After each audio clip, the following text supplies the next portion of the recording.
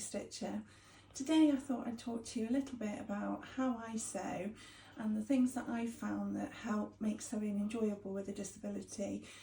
It can be frustrating when you're desperately trying to get through a project and your equipment is working against you. So hopefully there'll be a few little tips in this video that will help you and make sewing a pleasure for you again, because it really is worth trying to find ways to carry on, because it does give you so much joy. And I just hope that showing you how I do it might make it a little bit easier. And even if you don't have a disability, there might be things that I show you that you think, actually that would work for me as well. So this is my sewing room. I used to be out in the garden in the summer house, but we did find that that was getting to be too much for me, just travelling to and from the summer house, and also in the winter when it's cold, and then summer it's really, really hot. So this used to be my dining room. So we no longer have a dining room, that's been sort of shoved into our conservatory. So it is quite a small space, but that actually works for me. I could sew in my wheelchair, but I prefer to use this office chair and just kind of push off surfaces. That means it's easier to move around, and I've got a bit more flexibility because my chair is very, very large. But certainly you can sew from a wheelchair, because I do it on a bad day. But this is my chair of preference because it supports my back and I've got a lot of movement. So I'll start by showing you sewing machines. These are the hardest thing. This was the thing that when my legs first didn't work properly for me, this is the thing that I was worried about, because my legs jerk. I don't have any like fine control over my movements, so trying to press a foot pedal, it's a problem. But what I can do is actually lean against things, and so my husband and I came up with this method, and this actually surprisingly works well. So all we do is we attach the foot pedals to the sides of cabinets. And if I just show you with my overlocker, I only have to put the slightest bit of pressure on that, look. It's not a lot of movement, so it doesn't cause fatigue in the legs, but it does mean that you can operate a sewing machine. This is obviously the perfect solution, a stop-start button. I don't know why sewing manufacturers don't do this on all the machines. This is like the gold standard for me, a stop-start button, but they don't do it. And the other thing, why don't they put clips on the back of foot pedals so that you can easily attach them? Let me show you. That's what I mean. That's what we need, sewing manufacturers. Little clips like that in the back of the pedals so we can actually attach them easily to the side of cupboards, but they don't do that. I've recently changed these to have these two machines. I was finding it very, very difficult to thread. I mean, I know most people have a problem threading an overlocker, but I'm very numb in the end of my fingers, and again my fingers jerk. So trying to thread overlockers and cover stitch machines was an absolute nightmare. So I've been saving for absolutely ages because they aren't cheap. But basically what happens, I will do another video showing you how this works, but I just press a button now and it threads itself, which is just, it's a dream for me, because I really used to struggle with sewing machines. So yeah, those are my sewing machines. I can move them around if I've got bulky fabric, and this setup works well for me. That's probably about the most important thing with sewing, is just setting up your station so that it works for you. It's at the right height for you, and you know, you can do your foot pedal if, like me, you've got problems with your legs. It's also good if you're somebody that's got arthritis and you've got stiff joints, because using the foot pedal just resting against your knee, honestly, it's far less fatigue on your legs. So that's quite a good solution. I'm sure there's probably hundreds of others, but that's the one that we use the most. One of the other things that's really important to me is lighting. With MS you have vision problems, and I struggle in poor light, but firstly I struggle when it's really bright as well. So having lights that I can actually, I've got lots of LED lights around the room, and things like this where I can actually dim a light, brighten a light, that is so useful because I can change that depending on how much daylight's coming in and what particular project I'm doing. One of the other things, this is invaluable. This is a magnifying lamp. It's got different light settings and it's got different strengths of magnifier in there. When you've got poor vision, having this is a godsend if you need to try and unpick something. I tend not to do a lot of hand sewing because of the state of my hands, but if you were somebody that really enjoyed hand sewing but you were starting to have vision problems, or you're working late at night in poor vision, these are absolutely wonderful. So they do all sorts of different ones of these, but for me they really help. My cutting table, I'm very fortunate my husband does all my cutting out for me, but he has a bad back, and so we've raised, this used to be an old dining table, we've raised this table so that he can easily, it's that height that, you know, is comfortable for him. Things that he uses for cutting out, these are ergonomic scissors. Now these take very little pressure, so it's reducing the fatigue on your hands. They're wonderful, these scissors. I could probably manage to use these, but my hands jerk, so I would worry that I would be cutting something out that I shouldn't be.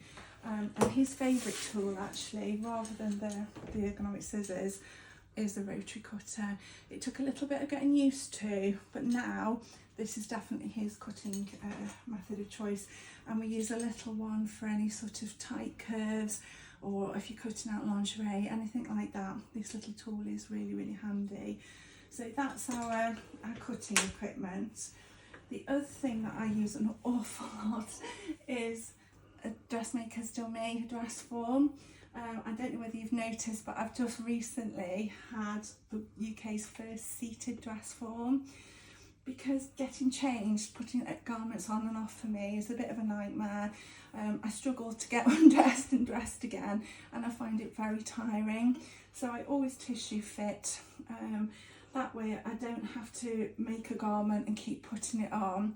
But then I used to find with my old Dressform that I would make something, it would look amazing on a standard Dressform, but then when I actually wore it sitting down, certain aspects change because of the way my body changed when I sat down. So to have the seated Dressform is an absolute dream come true for me. I can actually tissue fit, because this is pinnable, I can tissue fit straight onto the Dressform.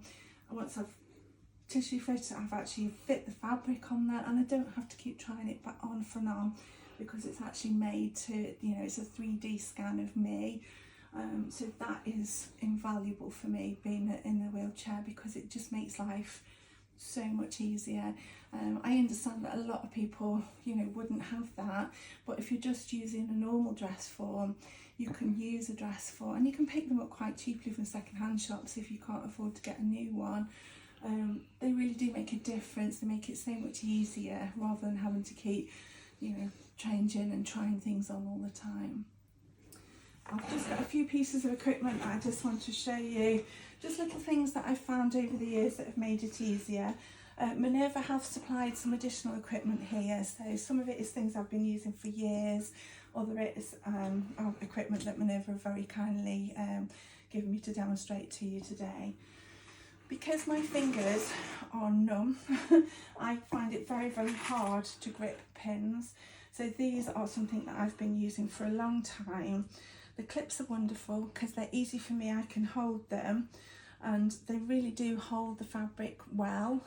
So the clips are wonderful, and they do little versions as well, so you don't have to just have the big chunky ones.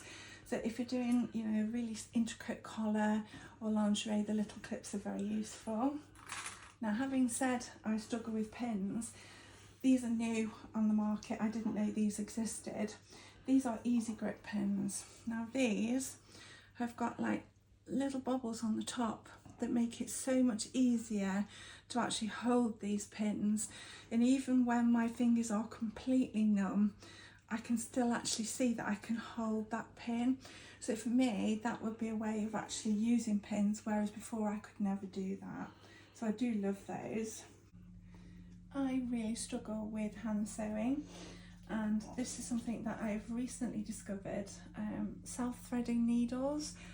I didn't know these existed, but my goodness, they are an absolute godsend.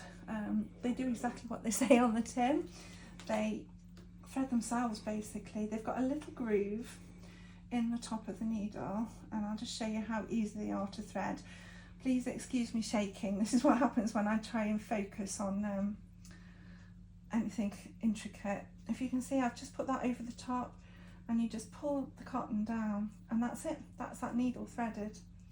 How easy was that? I could probably do that, you know, I mean, I can't really even see the eye of the needle, and that has just threaded that for me. So they just make life so easy. It doesn't come out when you're sewing. It's just a doddle to thread it. The other device that I want to show you, this is genius. The person that invented this really does need a medal, because without this, I think I would find hand sewing virtually impossible. It's got a little push on the top here, and that's such a fine movement. I'm barely putting any pressure on there at all. And what it's doing is it's closing this little bit here. So if I just show you what this means, I can take my needle, and it doesn't matter how much I'm shaking, it's keeping hold of that needle for me, and I can put the needle through. I can use this part here to push, and then I can easily clip it again the other side to pull the needle through. That means that I can actually tack. I've had to avoid hand sewing as much as possible previously because it just wasn't an option for me. So if you've got weak hands, or like me, you shake, or numb fingers, this is genius. And I would imagine if you've got arthritis, if you could actually manage, it's quite a small hole really, but obviously it needs to be so it's not sliding everywhere. But this isn't an expensive piece of equipment, but this could be really revolutionary if you do a lot of hand sewing and you're struggling with your hands. So I would definitely recommend this little bit of equipment. It is total genius. You'll notice the other thing I have is the magnetic holder for my pins. Because I drop things all the time, this is wonderful because it minimises the chance of pins being all over my sewing room. And if you do happen to drop a pin, you can just run that straight over the work surface and it picks it up, because I do struggle to actually feel things with my fingers. So that's wonderful. When it comes to pressing, that is something that can be quite hard when you've got mobility issues. And my husband made this little station for me. This is just a stand that he's got from IKEA. And it actually, I think the ironing board cover option came with it, and he put it together for me. But this is wonderful because I can just wheel it wherever I am. If I'm over at the machine and I need it close to me, I can have it by my machine. I can keep it here, and I can keep all my pressing equipment underneath, and it's wonderful. And I can have it as close or as far away from me as I need. This is the Oliso Iron. And let me just show you, if I take my hands off underneath, this little sand comes out. So this means that I can actually put the iron on the surface, iron, let go, and it raises off the surface of the ironing board. I don't need to keep moving my hand up and down, which really, really reduces arm fatigue. It makes it so much easier when you've got a big project that you're trying to press, to actually get in and work it. I can feel the heat under there, but it certainly isn't damaging my ironing board. This little ball on the top here means that the cable is really flexible. It comes with one of the longest leads I've ever seen on an iron. So I can easily move my board anywhere, and this iron is coming with me. It's got a lovely easy fill. That spout is just, it's so easy to fill. I'm less likely to be actually spilling the water, and it's so stable. Look at that. One of the things that I do is lose my balance a lot, and my old iron I was forever knocking off the table. This doesn't fall over, but it's got an automatic cut off on it, which is wonderful. So if it falls over, it switches itself off after 30 seconds. Also, if you forget to switch the iron off, which is something I am guilty of, it also has a cut off as well. So for anyone with a disability, these irons, although they are a little bit more expensive than the normal irons, they are incredible. And if you've got arthritis or weakness in your hands, I really would strongly recommend these irons and the ironing station, because it just makes it so much easier to move around. And I just store this behind my door and then it's out of the way in my room. So I really hope this video has been helpful for you. There are lots and lots of pieces of equipment out there, and they're just bringing out new ones all the time. So in the future, if there's anything that I spot that I think will be beneficial, I will do another video and show you. But I just wanted to go through what I do to make sewing enjoyable and just show you that you can carry on sewing. There's always a way around everything. Sometimes you have to be a little bit inventive, but you can do it, you can make it work. So enjoy your sewing. Thank you for listening, and hopefully I'll see you soon.